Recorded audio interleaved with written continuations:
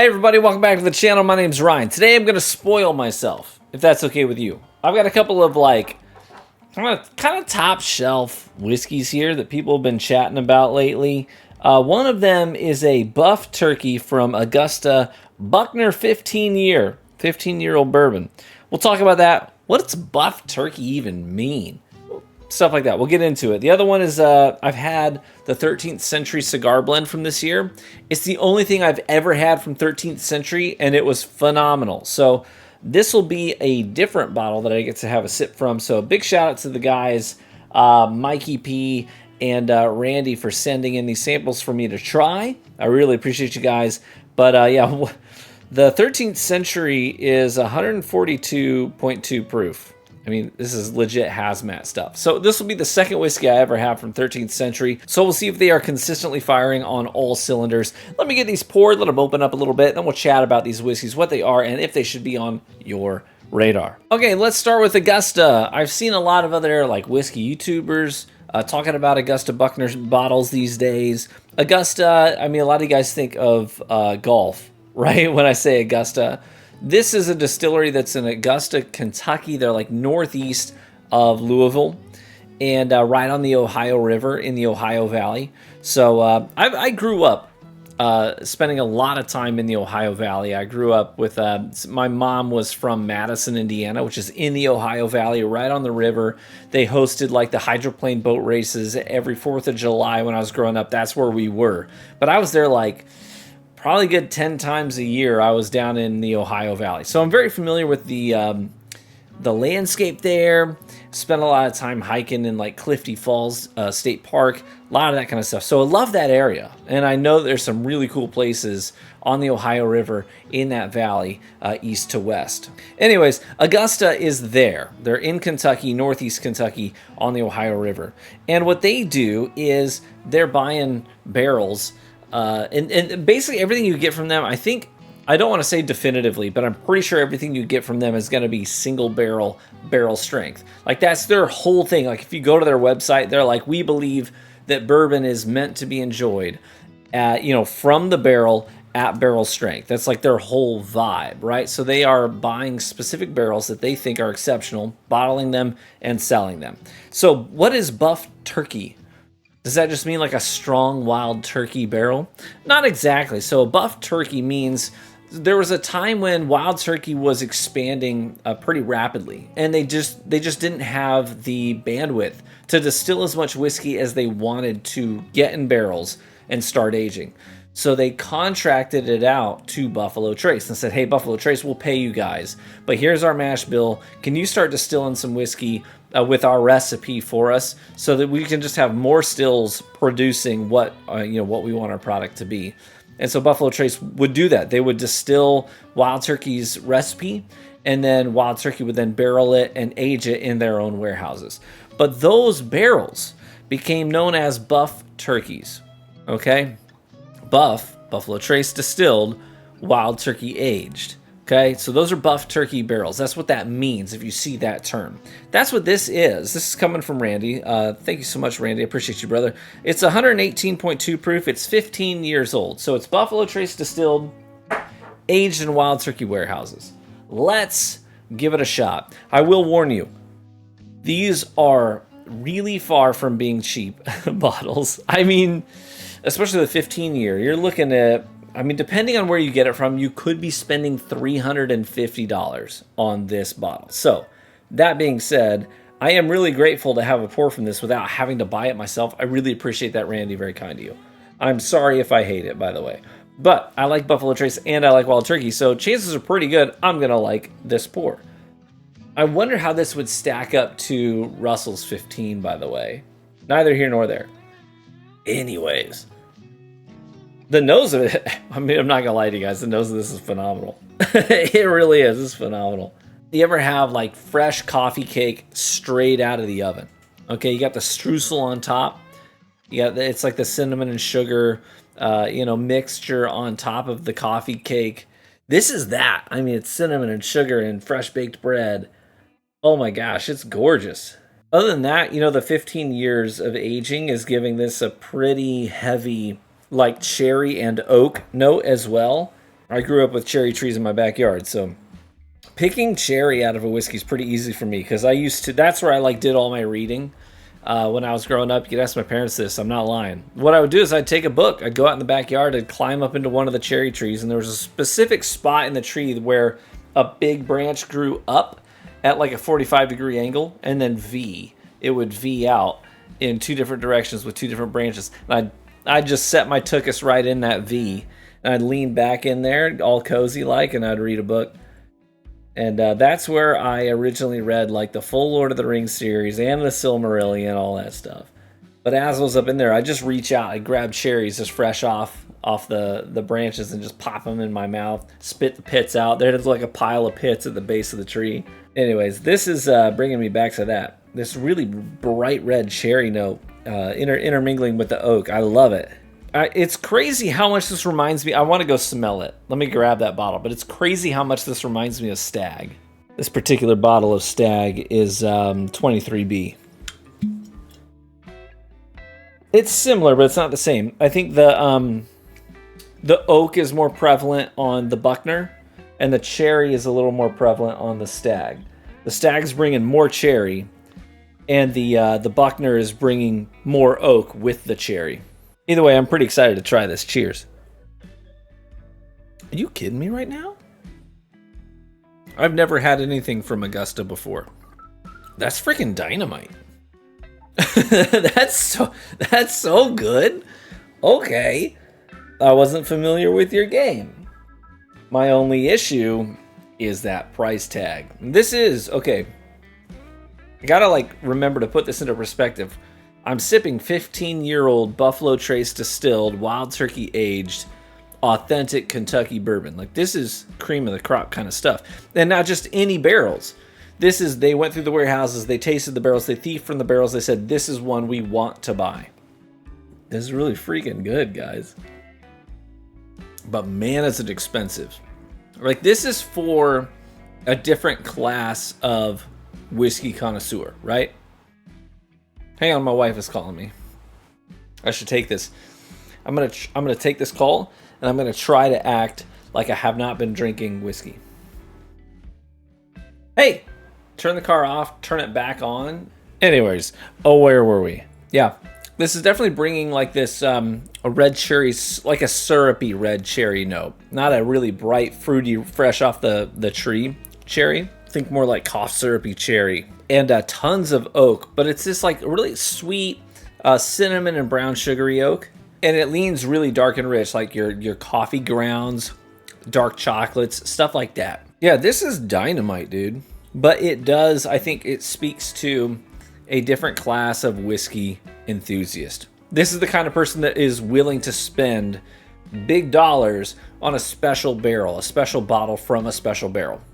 And if that's you, this has got to be on your shelf. If that's not you, you're like, listen, man, I just want to drink some good whiskey, right?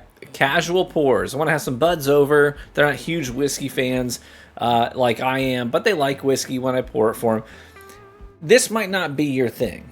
But if you are to the point where you're like, I have a full shelf of casual pours, some allocated stuff, some bottom shelf stuff for mixing, but I really want to find some exclusive, high class stuff, this is the kind of thing you want to be looking for at that point, right? So it really just depends on where you are with your whiskey journey and your whiskey budget.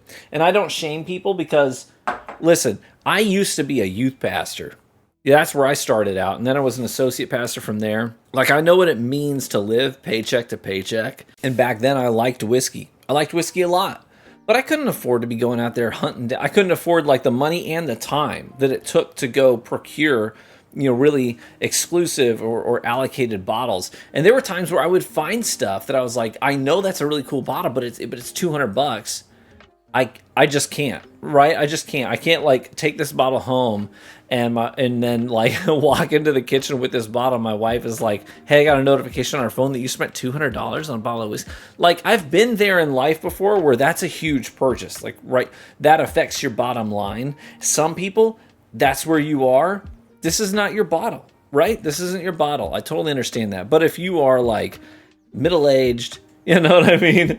And you're well established in your career. You really enjoy, sharing whiskey, buying whiskey, being a part of the whiskey culture. This might be the kind of bottle you're interested in. So it really just depends on where you are in your walk of life. Because I've been at stages in my life where this bottle is 100% inaccessible. And it's by no one's fault, right? There's no shame in it. Let's move on to the second glass here. So like I said, 13th Century, I've tried their cigar blend from this year. Phenomenal. Like, just insanely good whiskey. I'm really excited to try this and see if it holds true to what I've already experienced from them, because I've never had any other whiskey from them. So this is a 13th Century blend, 142.2 proof. I mean, that's kind of insane, right? MSRP on this was $150. It's a blend of 7 and 9-year-old bourbon. So what they do is they contract distill it, right? They send the recipe. The mash bill is 83% corn, 12% rye, 5% malted barley. They send that to MGP and they say, this is what we want you to distill. MGP distills it, and then they take the distillate, the white dog, off the still. They load it into tanker trucks. They drive it across the United States over to Colorado, and that's where 13th Century is. 13th Century then takes the distillate off of the trucks, pumps it into barrels, and ages it right there in, I don't think it's technically Colorado Springs, but it's right there at the base of like Pikes Peak. It's that general area, and they have to age it a little bit longer, right? So that's what they do. The write-up on this bottle reads, and I quote, crafted at the base of Colorado's Pikes Peak, 13th Century whiskey is aged in Colorado, creating complex cask-strength spirits that are both robust for enthusiasts and smooth for casual drinkers. This hazmat blend was aged in char 2, 3, 4, and 5 barrels. So it's a blend of different barrels of different char levels, 7 to 9 years old, blended together. Cool? All right, let's try it.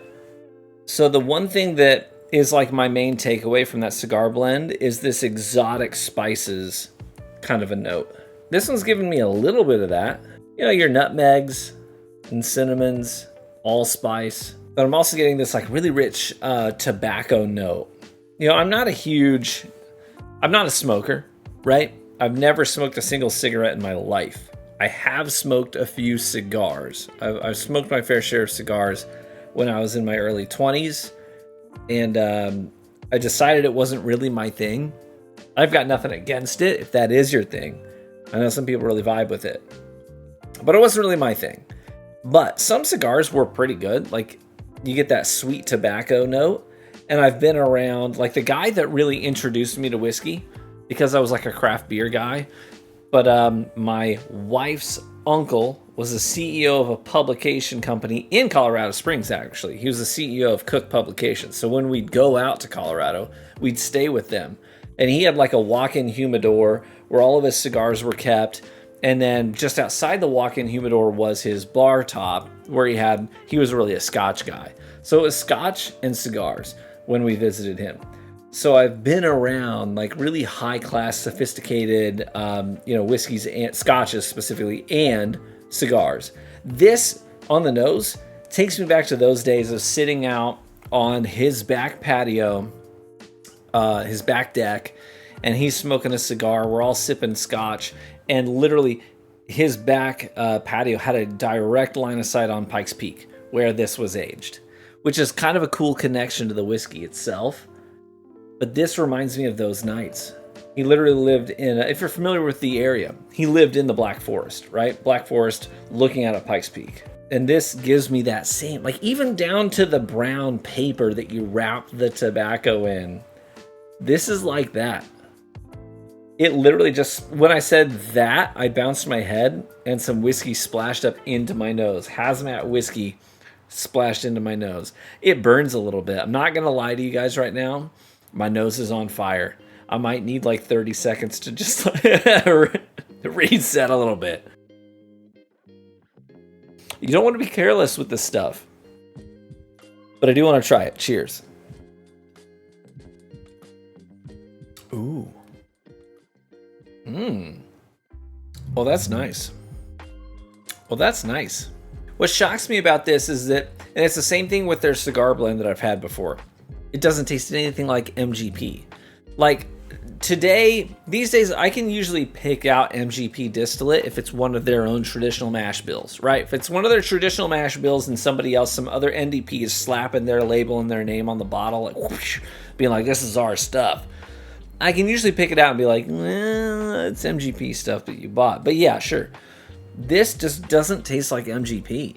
It leans into some really aromatic spaces that MGP doesn't tend to wander into. Does that make sense? This is giving me like really strong chai tea latte notes.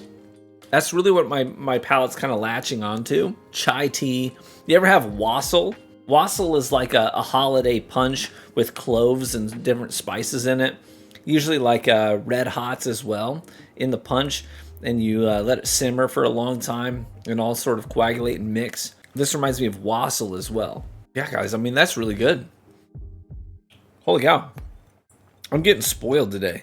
I recorded another video right before this one, too. So now I'm going into... I've already had a few pours for another video. And now I'm having 118 and hazmat back to back.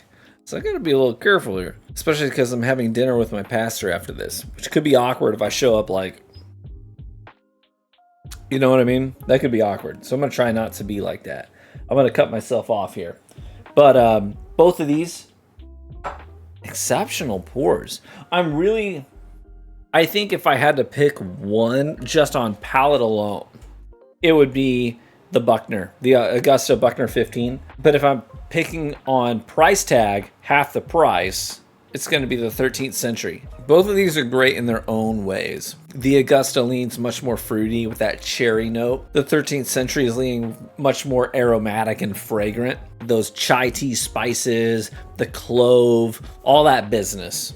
So it really just depends on what you're in the mood for and what your budget is. But hey, glad to have these. Thank you so much, gentlemen, for sending these in. I really appreciate your generosity and your support. Hey, if you want to get to know cool guys like Mike and Randy, check out our Discord group, okay?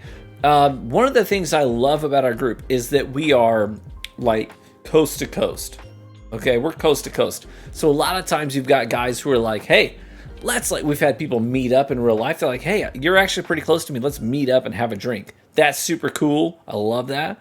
But we also have it where it's like, hey, these whiskeys are really accessible to me, but these ones aren't. And someone else is the inverse of that. And they're like, oh, those are actually really accessible for me. I can get those for you. But the ones that you have access to, I don't. Hey, that's a great connection to make, right? You scratch my back, I scratch yours. So anyways, wonderful community. Come in there. We've got some new folks in there. Who jumped in there today? Let me look at it. I'll give you a shout out. Well, we had Brian the Father. Brian the Father jumped in there today. Hey, big shout out to Brian.